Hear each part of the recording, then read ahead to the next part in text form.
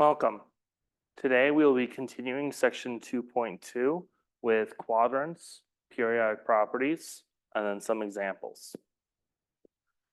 So in the previous video, we talked about how we can make an angle be on a graph.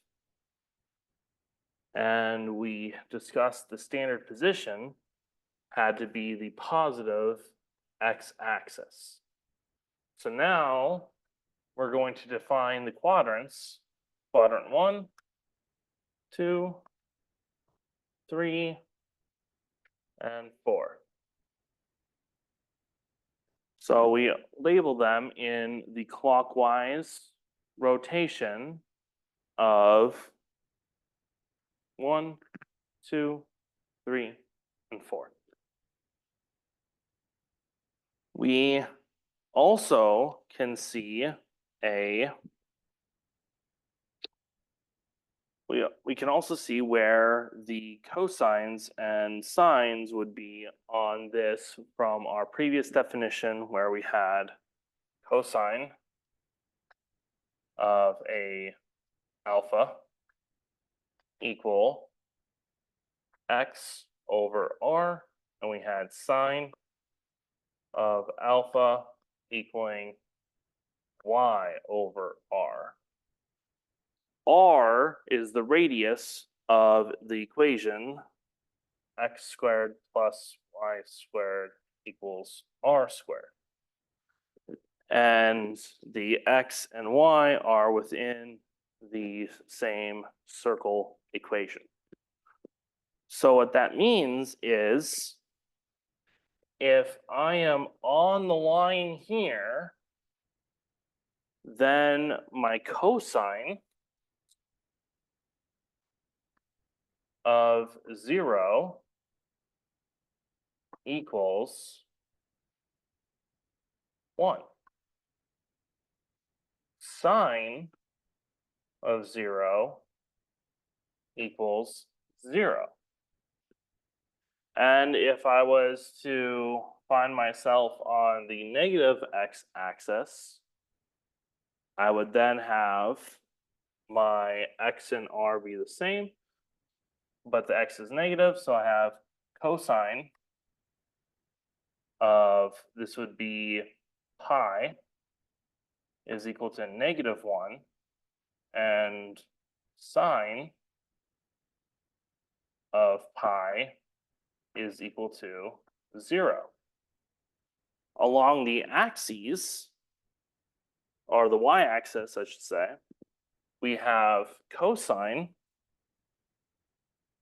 of pi over 2 equaling 0, sine of pi over 2 equaling 1, and then going in the negative y direction, we have cosine of 3 pi over 2 equaling 0, and sine of 3 pi over 2 equaling -1. So what does that leave in the quadrants? If I have an angle that lands somewhere in here, well, my x and y are both positive, so I would have cosine of a theta, or alpha, greater than 0, sine of an alpha greater than 0. In quadrant 2, cosine of alpha would be less than 0 because now we have negative x values, and sine of alpha would be greater than 0. Quadrant 3, we have negative x values, negative y values, so sine of alpha would be less than 0. Cosine of alpha would be less than 0. And then here, my cosine would be positive because I'm in the positive x-axis direction, but my sign is negative because I'm in the negative y direction. So sine of alpha less than 0. Now, for these, we can start talking about a reference angle. Now, a reference angle is the geometric angle that we made before. So if I had a angle like so,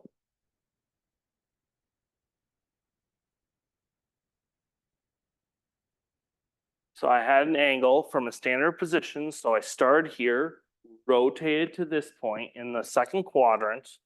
I'm going to have a reference angle like this. So this would be my alpha ref. Because this is the geometric angle constructed with the closest x-axis. Meaning that if I had an angle here, what's the closest x-axis for a geometric angle? Well, that would just be alpha ref. Okay. So if I was to have an angle down here, I'm not going to reference the y-axis, I'm going to reference the x-axis. And so here would be my alpha reference. Finally, I could have an angle like this, and my alpha reference would be there.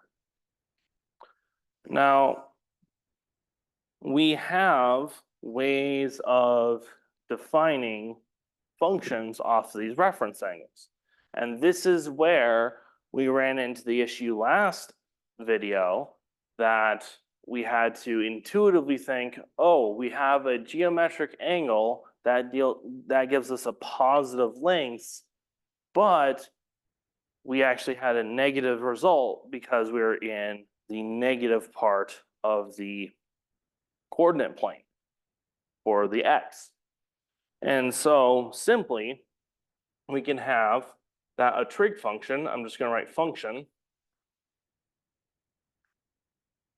of any alpha is equal to the plus or minus function of alpha reference. Meaning, if I declare that this was my reference angle, I have to be more specific and say what quadrant that reference angle is in. Otherwise, I could draw that reference angle in any of the 4 quadrants. So if I was to highlight this, let's do this reference angle, I would say that my reference alpha, let's just say, is 60 degrees. I would have to say that it's the alpha reference of 6 equals 60 degrees in quadrant 3, because that's where I align quadrant 3. Otherwise, I could reproduce this angle in any of the quadrants. That might throw off my answer. Okay. So what are the kind of questions we can get from these? Well, a very common type of question is the following. It would be something like this. Given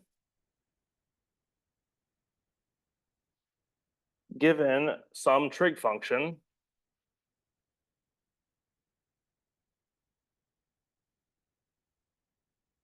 of some alpha equals some number and lies in quadrant, insert number here. I'm going to do a double hashtag. Find all 6 trig identities or values. Find all trig values. And we can see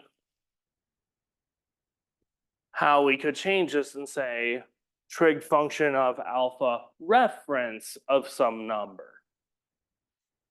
And that will be the examples given, such as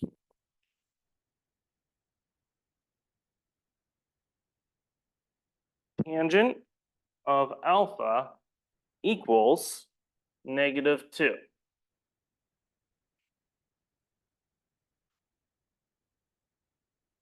The terminal side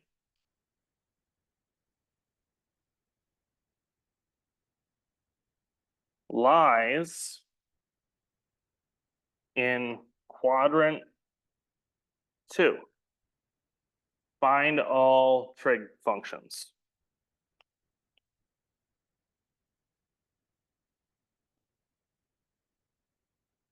So find all trig functions of alpha. Okay, so the most important thing to note here is we're not solving for alpha. We want to solve for sine of alpha, cosine of alpha, and all the other trig identities. So we have to look and say, okay, first I want to know exactly what's happening here. So I'm going to draw a picture, and I'm going to have some angle alpha here with it being in quadrant 2. Okay, so now we can go, all right, how can I use the identity from a prior video to find another trig value? My suggestion would be looking into the ratios, the reciprocals, and the Pythagorean identities.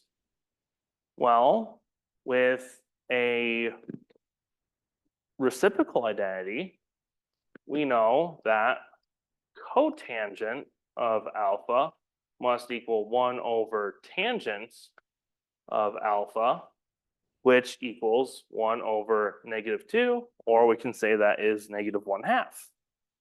Okay. Well, another trig identity would be tangents squared alpha plus 1 equals secant squared alpha. Well, what is tangent squared? That is -2 quantity squared. So that'd be 4 plus 1 is equal to secant squared alpha. Let's square root each side. 4 plus 1 is 5. So we get square root 5 equals secant alpha. But now we have to wonder, is this plus or minus? Well, let's look at our quadrant. We're in quadrant 2. So we know cosine is less than 0 and sine is greater than 0. Secant is 1 over cosine. And if we have 1 over a negative number, we have another negative number. So this must be a minus. And now we can use another trig identity with secant being 1 over cosine. So we can take the reciprocal of each side of this, and we get -1 over square root 5 is equal to cosine of alpha. And now we have discovered 3 of the 6, while we are also given 1. So we need to find 2 more. We could find this couple of different ways, but let's go with another Pythagorean identity. So we have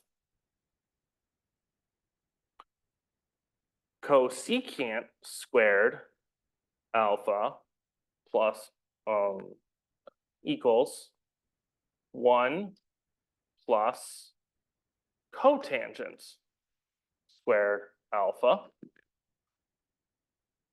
Well, we know what cotangent is. That's -1/2. We square it, we get +1/4. So we have cosecant squared alpha is equal to 1 plus 1/4. Take a square root. 1 plus 1/4 is 5/4. So we're going to have square root 5/2 is equal to cosecant alpha. But now we have to ask ourselves, is this positive or negative? And we again look and say, hey, it is positive because sine must be greater than 0.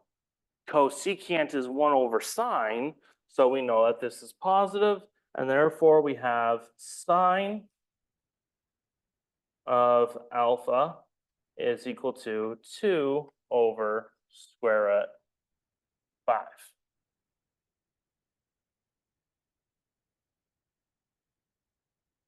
Now,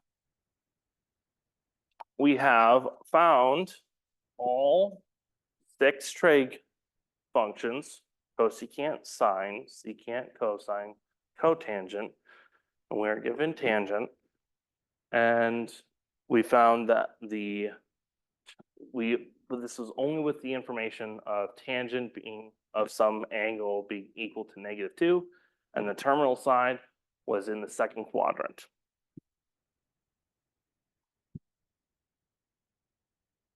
So now, let's say we have this sort of a question.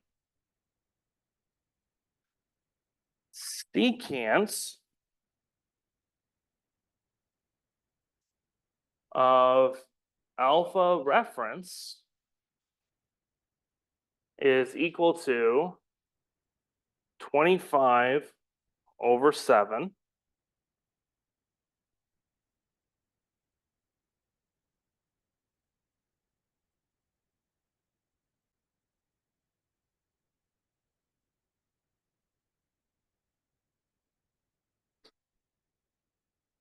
in quadrant 4.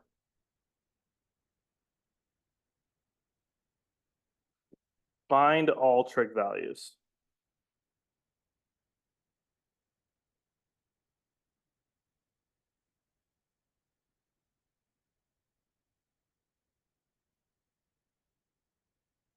So let's again draw a picture on what's going on.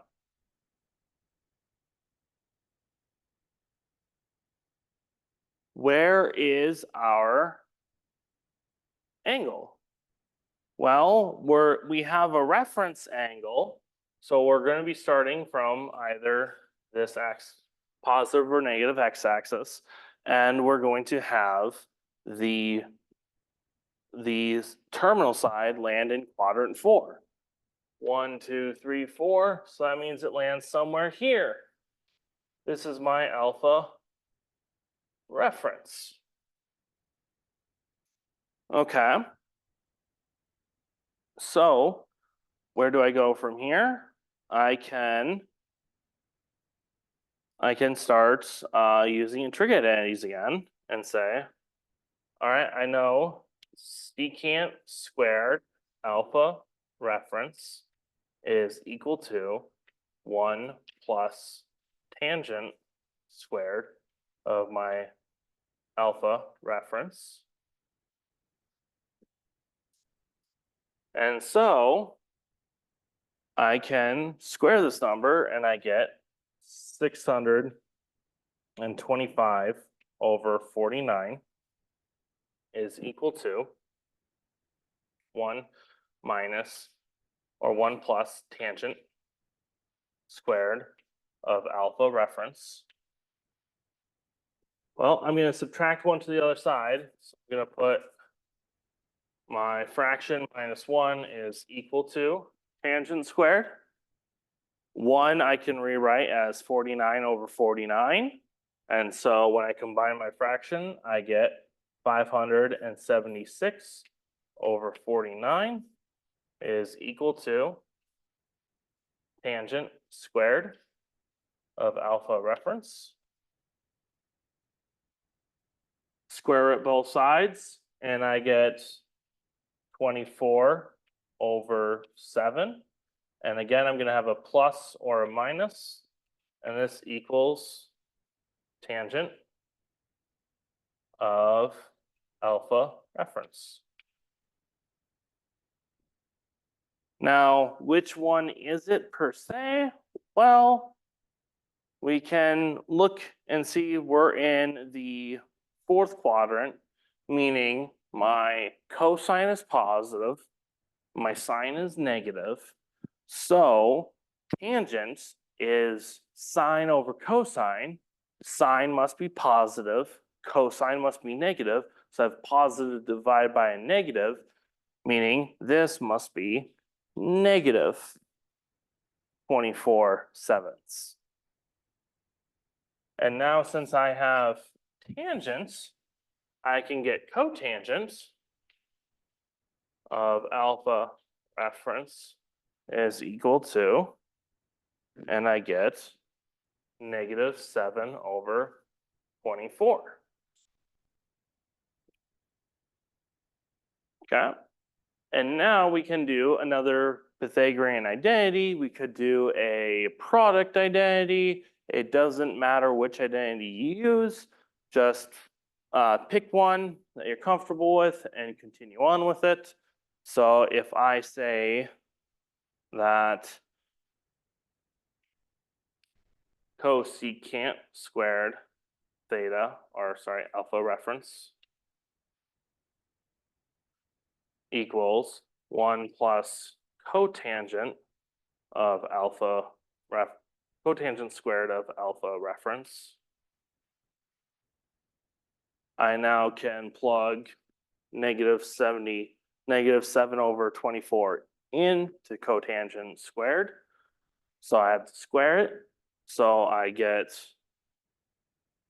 cosecant squared alpha reference equals 1 plus, and I'll have positive 276, positive 49 over 276.